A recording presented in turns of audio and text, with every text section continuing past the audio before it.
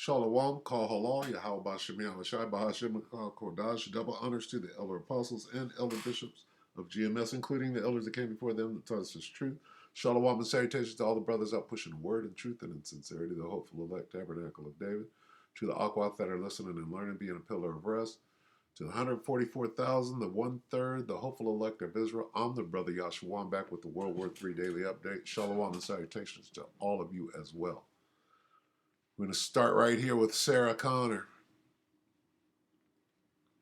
And a lot of you are going to go through this if you don't repent. So, Zechariah 14 and 12. And this, and these are the children of it. And this shall be the plague. This is a plague. Okay. Wherewith the Lord will smite all the people that have fought against Jerusalem. Their flesh shall consume away while they stand upon their feet. That's this. Their eyes shall consume away in their holes. Right? Right there. And their tongue shall consume away in their mouth. What is this? This shall be the plague. Let's go to, where are we going to 20? Revelation 20? Or is it 18?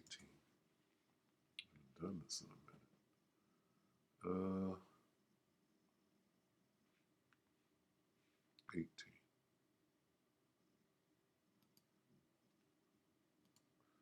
And receive not. Okay, watch this. Revelation 18. And I heard another voice from heaven saying, Come out of her, my people, that ye be not partakers of her sins, and that ye receive not of her plagues. This plague. Come out of her, Babylon the Great, which is America, right? Meaning come up hither, so you don't receive of this great earthquake, right? All them missiles, nuclear missiles going off at the same time, all right?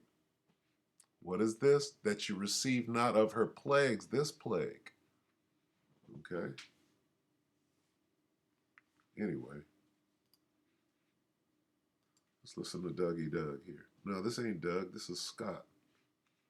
Beam me up. Scott Ritter on Scott Ritter channel 1 hour ago. Israel crosses the red line with what? Zechariah 14:12. Iran, Egypt will destroy them. Wow. See, that's huge. The talk today is what? It's all nukes. We're right here. Give me this.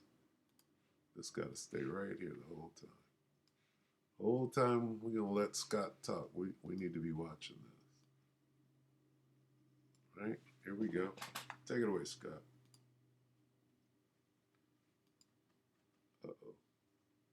Uh-oh. Because of what he was doing vis-a-vis rewriting Israeli basic law and eliminating the judiciary as an independent branch of government, basically supporting it to the political whim of the Knesset or parliament. All because he didn't want to be prosecuted for the corruption charges that he is facing. If he were found guilty, he'd go to jail for the rest of his life.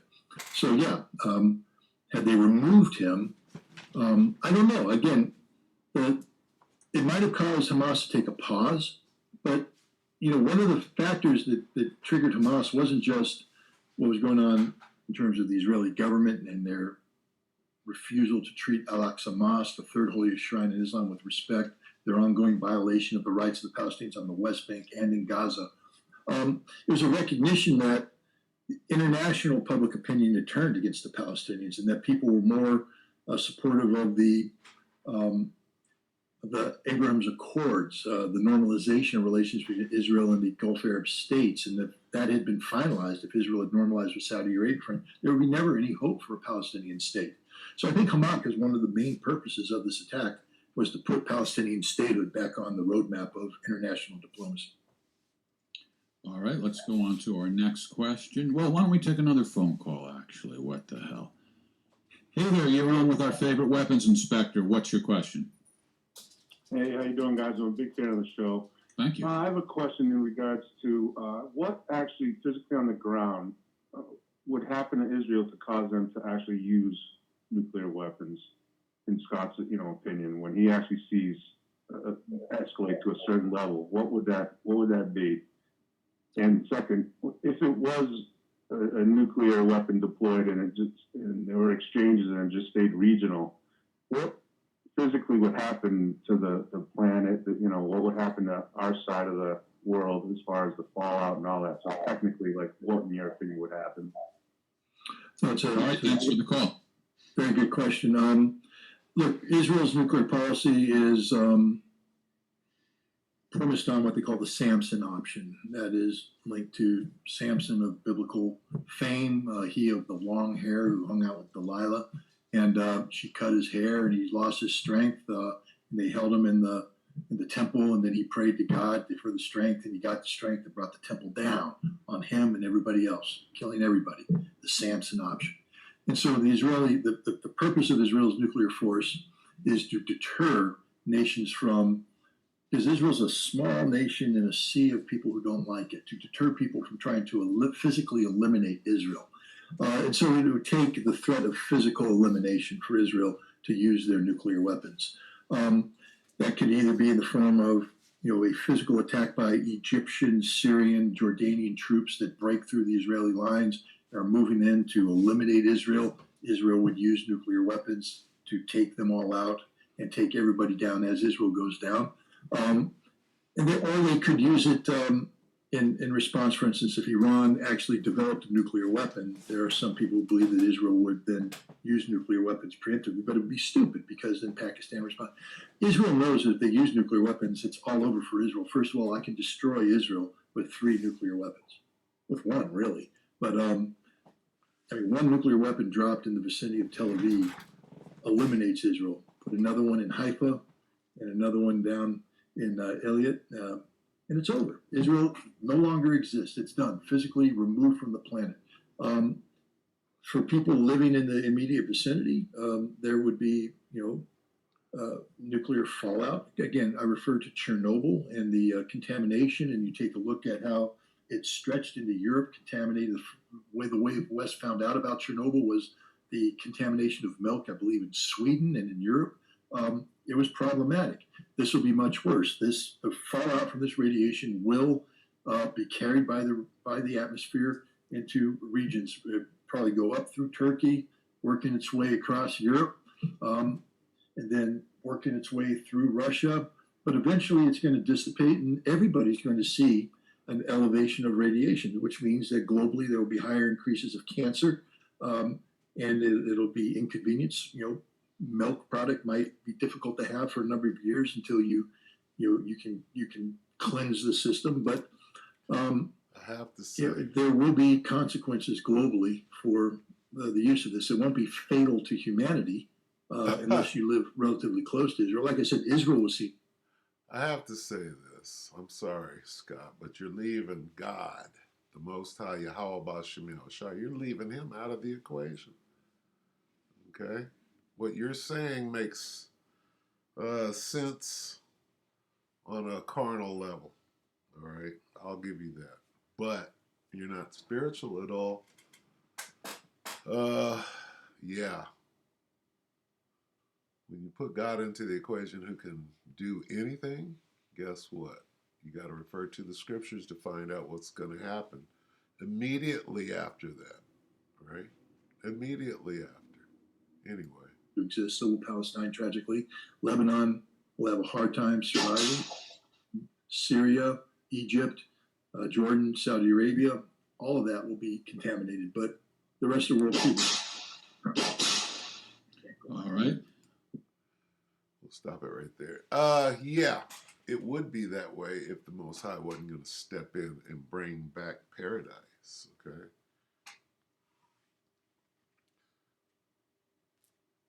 All right, we're going back to the garden. We got to get ourselves back to the garden. Right? Anyway, yeah. Let's see. 2 things. Let's go. Revelation 11. Because here's what's going to happen. All right. Yes, there's going to be destruction. Israel, the land of Israel, will be on fire for a minute, but does that mean that the Most High can stop that, clean it all up immediately? He can. If he wants something to burn for eternity, he can do that too, called Babylon the Great.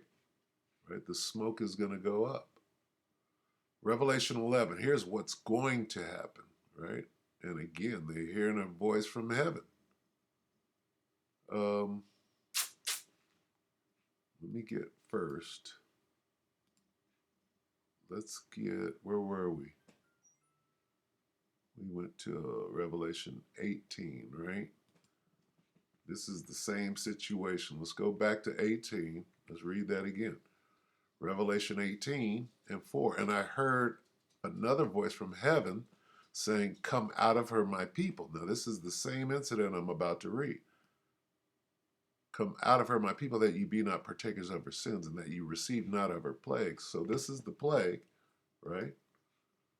Now we're going to go to Revelation 11 and read the same situation. "And they heard a great voice from heaven saying unto them, Come up hither." This time it's come up into the spaceship, right? "And they ascended up to heaven in a cloud." There's the spaceship, the cloud, right? "And their enemies beheld them." Now, this is the great earthquake.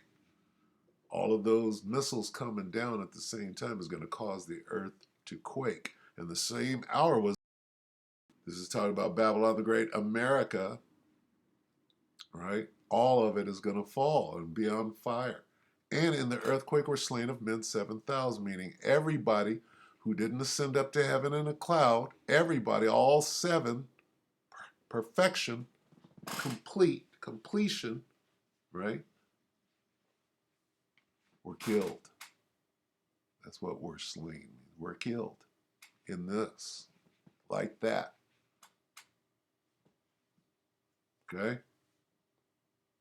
And the remnant were afraid. You watch this happen, you're going to be scared as hell, and gave glory to the power of heaven. So anyway, we know that this is the aftermath of everything. All right? Now we're going to quickly show you what happens after. See, this is going to happen in Israel, the land of Israel. It's going to happen there. It's going to happen here in America. But what's going to happen shortly after so that we can obtain this, right? This is Isaiah. This is a vision, or this is in reference to the kingdom of heaven. God's restoration of Israel. Isaiah 14 and 1, "For the Lord will have mercy on Jacob and will yet choose Israel and set them in their own land." So how can he do this unless it's cleaned up and ready to go? Our own land is the land of Israel. See? And yet choose who? Israel, the true children of Israel, and set them in their own land. This happens after the destruction. Okay? So yes, it's going to be cleansed. That land is going to be cleansed of the blood of him that shed it, right? But it's going to be set up for us. "Set them in their own land, and the strangers shall be joined with them, the Israelite foreigners, and they shall cleave to the house of Jacob. And the people shall take them, all the rest of the nations, and bring them to their place, and the house of Israel shall possess them in the land of the Lord." That's in Israel for servants and handmaids. We're going into our kingship, never ending. "And they shall take them captives," whose captives they were, "and they shall rule over their oppressors." So, hey, if you make it out of this, guess what? You're going to be conscripted immediately. You got to put some bodies away. So anyway, we hope that this is enough. As you can see, we're encroaching upon this moment. Get yourselves ready. With that, we hope the elect will edify you, brothers and sisters. Shalom.